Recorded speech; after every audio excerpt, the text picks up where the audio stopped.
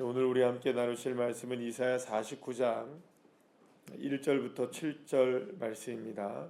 이사야 49장 1절부터 우리 7절까지의 말씀을 우리 함께 합독하시겠습니다.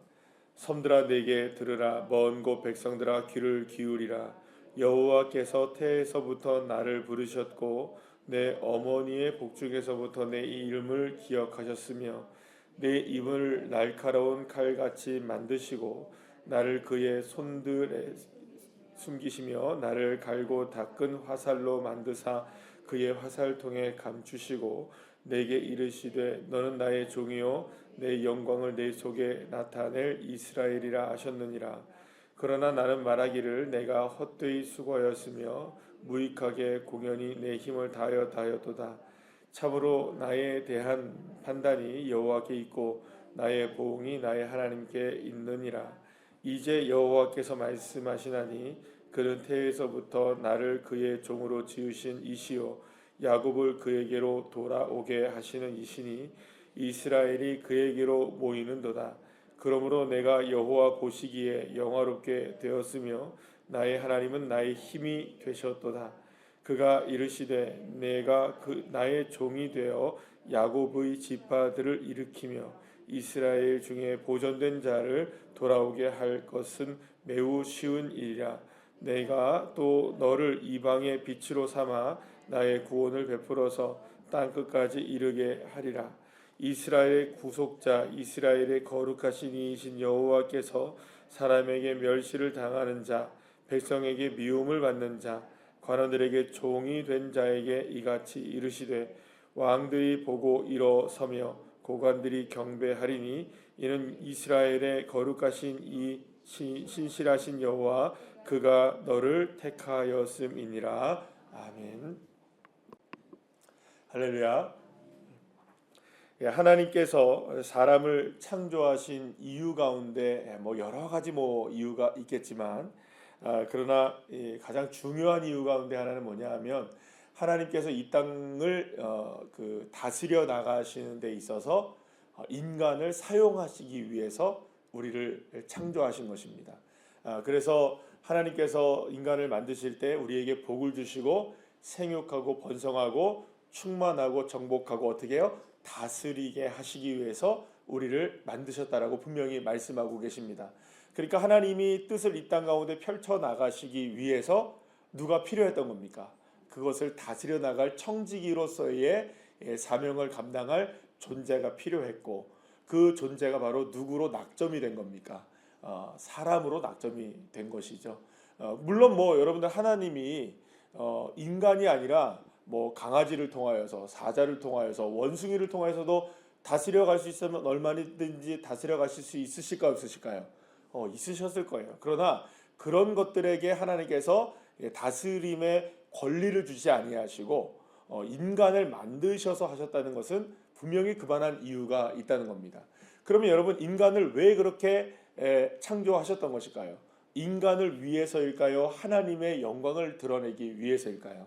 그렇죠. 하나님이 이 모든 것들을 다스리고 충만하게 하신다는 것을 누구를 통해 드러나게 하시는 겁니까? 인간을 통해 드러나게 하셔서 누구의 영광이 드러나는 겁니까? 하나님의 영광. 그러니까 궁극적인 목적은 뭘까요? 우리를 위한 것이 아니라 하나님의 영광을 위해서 우리가 택함을 받은 것이죠. 그러니까 계속해서 지금 말씀을 드리고 있는 이 하나의 패턴을 여러분들이 중요하게 아셔야 되는 겁니다. 고레스를 택하신 이유는 뭡니까? 고레스만을 위한 것이 아니죠. 고레스를 통하여서 물론 고레스를 위한 것도 있지만 고레스를 기름 부으셔 세우시는 것은 고레스 한 사람만을 위한 것이 아니고 바사 제국 그러니까 페르시아 제국을 위한 것이 아니라 그것을 통하여서 이루실 일이 있으신 겁니다. 누구를 위해서? 이스라엘을 위하여. 그러면 이스라엘을 위한 것은 단순히 이스라엘을 위한 것이 아니죠. 누구를 위한 겁니까? 여호와 하나님을 위해서 이 일이 이루어지게 되는 겁니다. 그러면 결국에는 모든 것들의 목적은 누구를 위한 것일까요? 여호와 하나님의 영광을 드러내시는 것이 되는 겁니다. 그래서 오늘 본문 3절 말씀에서도 보시게 되면 이런 얘기가 나옵니다. 내게 이르시되 너는 나의 종이요 내 영광을 내 속에 나타낼 이스라엘이라 하셨느니라. 그러니까 하나님께서 지금 고레스를 택하시고 이스라엘을 택하시는 모든 이유는 누구의 영광을 드러내기 위함이다. 하나님의 영광을 드러내기 위함이라고 분명하게 말씀하고 있는 것입니다.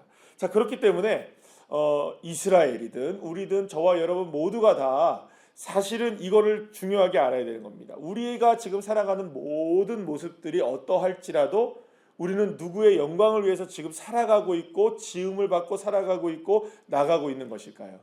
하나님의 영광을 위해서 저와 여러분이 선택을 받았고 저와 여러분이 오늘 이 시간을 살아가고 있는 것이고, 그러니까 우리가 오늘 살아가는 모습이 어떠하든 하나님은 무엇을 받기를 원하시는 것일까요? 영광을 받으시기를 원하시는 것입니다. 그러면 여러분, 하나님이 영광을 받으시는 그 모습은 하나님이 영광을 받으시는 그러한 모습은 누가 정하시는 것일까요? 내가 정하는 걸까요? 하나님이 정하는 걸까요? 하나님이 정하시는 겁니다. 그러니까 이런 모습으로도 하나님이 영광을 받으시고 저런 모습으로도 하나님이 영광을 받으시는 거겠죠. 옆 앞에 있는 여러분들 이게 꽃들 한번 보시죠. 어떤 것은 나무를 통해서 하나님 영광을 받으시죠? 어떤 것은 풀을 통해서 영광을 받으시죠? 어떤 것은 꽃 모양을 통해서 영광을 받으시죠? 다 같은가요? 다른가요? 다 달라요. 그럼 우리 인생의 모습들을 한번 생각해 보시죠. 우리의 인생의 모습들이 다 똑같을까요? 안 똑같을까요? 다 달라요. 그런데 다름에도 불구하고 하나님은 뭘 받으시는 겁니까? 영광을 받으시는 거야. 아니, 근데 여러분들 우리가 살아갈 때 우리가 보면은 우리는 대부분 같은 모습을 꿈꾸나요? 완전히 서로가 다른 것들을 꿈꾸며 살아가고 있나요? 보편적으로 보면, 아니 아주 세밀하게 보면은 서로가 원하는 게 다 다를 수는 있겠지만 커다랗게 조금 이렇게 보편적으로 보게 되면 다 비슷하고 같은 것들을 원하죠. 아닌가요? 맞단 말이에요. 그러면 여러분, 그렇기 때문에 우리 모두가 다 원하는 모습이 때로는 비슷해 보입니다. 그죠? 그러니까 아주 세밀하게 보면 다르지만 크게 보면 비슷한가요? 안 비슷한가요? 비슷해요. 비슷해요. 그러면 여러분 생각해 보시면 우리가 다 비슷하고 대부분 이게 보통적으로 보게 되면 비슷한 것들, 서로가 다 그런 것들을 다 그냥 통하는 게 있어요. 이것들을 좋아하고 저것들을 좋아하고 이것들은 싫어하고 저것들은 중간 정도 간다. 대부분 그런 것들이 다 있습니다. 자, 그러면 여러분, 우리 모두가 생각하는 좋은 것들을 통해서만 하나님이 영광을 받으시는 하나님이시라면 우리가 생각할 때 나쁜 것들이 있잖아요. 별로 마음에 안 드는 것들. 그런 것들은 여러분 하나님이 영광을 안 받으시는 것이라고 우리가 생각할 때가 있을까요? 없을까요? 있어요. 그러나 여러분, 하나님에게는 그런 구분이 없으신 분이세요. 이걸 여러분들 이해하셔야 되는 거예요. 하나님은 우리가 좋은 것이라고 해서 하나님이 영광을 더 많이 받으시고, 우리가 별로 중간쯤 가는 것이라고 생각해서 중간쯤 영광 받으시고, 우리가 싫어하는 것이라고 해서 하나님은 아예 영광을 받으시지 않는 것이 아니라는 거예요. 그건 누가 정하는 것일까요? 우리가 정하는 것이 아니라 하나님이 정하시는 거예요. 단지 중요한 건 뭐냐 하면 지음을 받은 존재인 피조물인 우리들은 어떠한 형편과 사정에 있든 다 하나님의 영광이 드러나게 하시기 위해서 우리를 이끌어가고 계신다는 거예요. 때로는 밝은 면이 있을 때도 있고, 때로는 중간 정도의 면이 있을 때도 있고, 어두운 면이 있을 때도 있어요. 자, 그러면 그 모든 것들을 하나님이 지어 가시는 일이라고 믿는 우리들이라면 밝은 것만 좋은 것이 아니라 어두운 것도 누구에게는 좋다, 내게는 마음에 들지 않을 수 있어도 하나님께는 좋을 수 있을까요? 없을까요? 있을 거예요. 분명히요. 여러분 송명희 시인 아시죠? 그분이 노래를 찬양을 지은 거 지금도 우리가 요즘 가끔 이렇게 부르잖아요. 나 가진 재물 없으나 나 그 찬양 아시죠? 그분이 뇌성마비로 온몸을 제대로 쓰지 못하고 정말로 누가 보게 되면 그분의 정말로 우리가 생각할 때는 우리가 원하는 모습일까요? 우리가 원치 않은 모습일까요? 예. 그런데 그분이 뭐라고 고백합니까? 하나님 참 공평하십니다. 하나님 참 공평하십니다. 여러분, 우리가 생각할 땐 그건 공평한가요? 불공평해 보이나요? 불공평해 보이는데 자신에게는 그것이 공평하신 하나님이라고 고백을 하고 있어요. 왜 그럴까요? 이렇게 살아도 주님이 나를 사랑하신다는 것을 알고 있고, 이 모습이라도 주님이 나를 통해 영광을 받으신다는 것을 알고 있기 때문인 겁니다. 그러면 여러분, 그것이 공평하다고 고백하는 것이 은혜인 것이죠. 그게 정말 하나님께 영광을 돌리는 것이죠. 때로는 여러분, 오늘 본문에서 그런 말씀을 하고 계시는 거예요. 오늘 본문 여러분들 보실까요? 7절 말씀에 보시게 되면 이스라엘의 구속자, 이스라엘의 거룩하신 이이신 여호와께서 사람에게 멸시를 당하는 자, 백성에게 미움을 받는 자, 관원들에게 종된 자에게 이같이 이르시되, 여호와께서 마지막에 얘기하시죠. 그가 너를 택하였음이니라. 사랑하는 여러분, 사람들에게 멸시를 당한대요. 백성들에게 미움을 당한대요. 어떤 사람에게 종이 되어 자유를 누리지 못하고 살아가는 사람이 있대요. 그런데 여러분들 아십니까? 하나님이 그런 사람들도 나는 너를 택해 세웠다. 그럼 이분들은 여러분들 하나님의 놀라운 영광을 드러내는 삶을 살고 있는 것일까요? 소위 말하는 정말 빛 가운데 있지 못하고 어둠 가운데 있고 공평하지 못하고 저주 가운데 살아가는 인생들일까요? 세상에서 평가할 때는, 사람들이 볼 때에는, 누군가가 볼 때에는 참으로 멸시를 당하고 미움을 당하고 업신여김을 당하는 그런 상황 가운데 놓여 있는 것이라고 평가받을 수는 있어도, 그렇게 살아가고 있다 할지라도 그가 가지고 있어야 되는 믿음이 무엇이냐? 그래도 이래도 나를 택하신 분은 여호와 하나님이십니다. 이 믿음으로 누가 살아가야 될까요? 멸시를 당하고 살아가는 사람도 살아간다면 그 상황이 주님께 영광이 되어지는 것이고, 미움을 당하는 삶을 살아간다 할지라도 이것이 나에게 주어진 하나님의 은혜임을 믿고 살아가는 삶이라면 주님이 그 삶을 통해서도 영광을 드러내시는 것입니다. 그래서 여러분들 오늘 본문의 4절에 말씀하시는 것을 보시면 4절 말씀의 후반부에 이렇게 얘기하십니다. 참으로 나에 대한 판단이 여호와께 있고 나의 보응이 나의 하나님께 있느니라.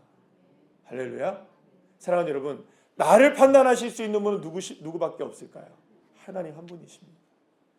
내 모습이 어떠하든 내가 원하는 모습으로 밝게만 살아가지 못할 수 있어도, 내가 원하는 중간 정도도 안 될 수 있어도, 내가 원하지 않는 모습으로 멸시를 당하고 미움을 당하고 이렇게 얽매이는 삶을 살아가는 내 모습이라 할지라도 나를 판단하시고 나를 보응하시고 나를 택하신 분은 여호와 하나님이십니다. 이 믿음이 누구에게 있어야 되는 것일까요? 우리 한 사람 한 사람에게 있어야 되는 겁니다. 왜냐? 하나님은 실수하지 않으시는 분이시고 나를 창조하신 분이시고 나의 주권자 되시는 분이시고 나를 통해 하나님의 영광을 드러내실 분이시라는 것을 믿는다면 주님 나를 통해 실수하지 않으신다는 겁니다. 내 모습 통해서 하나님이 이렇게, 주님은 여러분들 우리를 만들어 놓으시고 우리가 볼 때에는 여러분들 지금 내가 마음에 들지 않을 수 있어요. 그죠?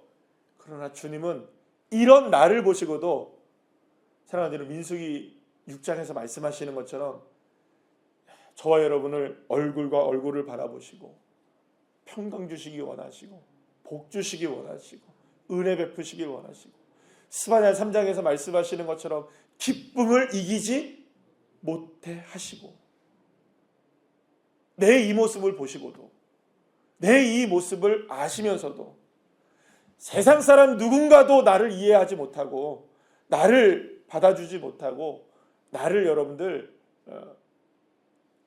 사랑하지 못한다 할지라도 주님만은, 하나님만은 나를 사랑하신다는 것. 이 믿음이 누구의 믿음이어야 할까요? 저의 믿음이 되는 거죠. 여러분, 왜 우리가 이 믿음을 가져야 될까요? 처음으로 다시 돌아올까요? 우리는 누구의 영광을 위해서 지음받은 걸까요? 이레베도.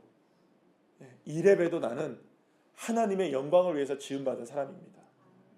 내 모습이 어떠하든 나의 삶을 통해 지금 영광을 받으시고 계신다는 것을 믿는 것이 저와 여러분의 믿음이 되어진다면 여러분, 이레베도 우리 어깨 피고 살아갈 수 있는 거예요. 이레베도 나는 하나님의 은혜 가운데 있는 거예요. 오늘 평가는 누가 하십니까? 판단은 누가 하십니까? 보응은 누가 하십니까? 여호와 하나님이 하시는 거예요.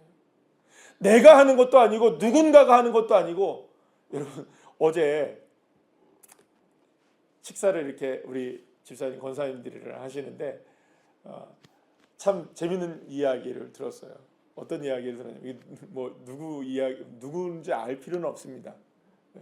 그런데 식사를 이렇게 하는데, 이렇게 얘기하는데 아이들 얘기를 하면서 그런 얘기를 하는 거예요. 우리 아이가 이번에 시험을 봤는데 너무 당당하게 자기가 여러분들, 그러니까 우리가 1점부터 100점까지가 있잖아요, 그죠?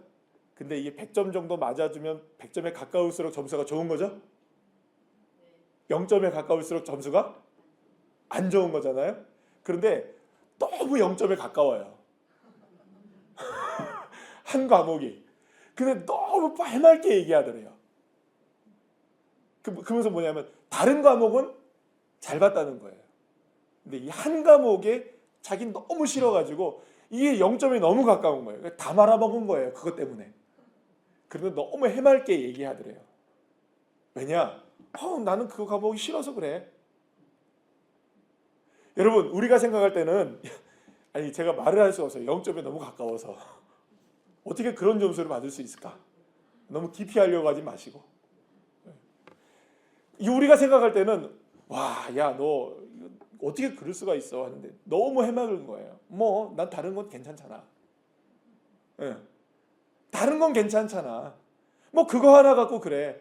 그래가지고 아빠가 그랬대요.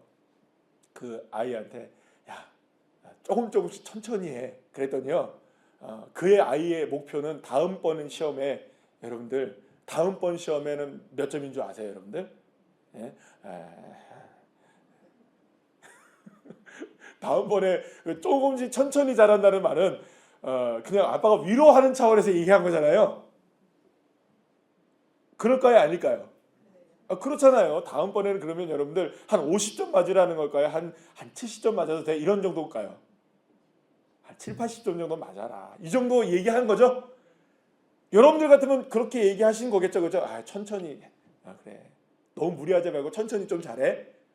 이 말은 천천히 하라는 말일까요? 잘해! 이걸까요? 그죠? 근데 이 아이는 정말 천천히 잘해로 알아듣고 너무 해맑게 다음번에도 목표치는 50점 이하입니다. 해맑게 얘기했대요. 제가 그 이야기를 들으면서 그랬어요. 와, 감사하다. 얼마나 감사해요. 거기에 주눅들지 않고.